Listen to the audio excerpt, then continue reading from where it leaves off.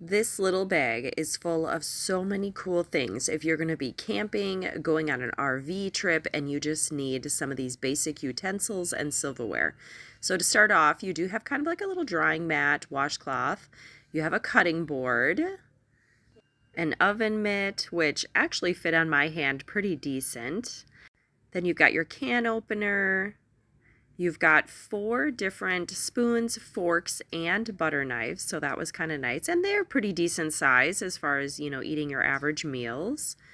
Butter knife did have a little bit of a sharp edge, but not super sharp.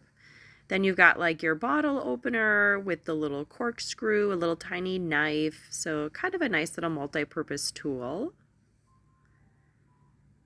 Then we have some knives, and these were sharp. I was impressed, and I like that they have the guards on them to keep it just safe so that nobody hurts themselves.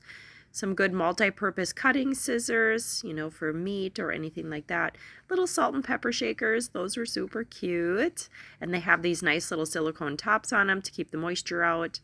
And then, of course, you have your basic cooking utensils. So we've got the spoon, spatula, your, meat fork, tongs, and then you also had 4 skewers.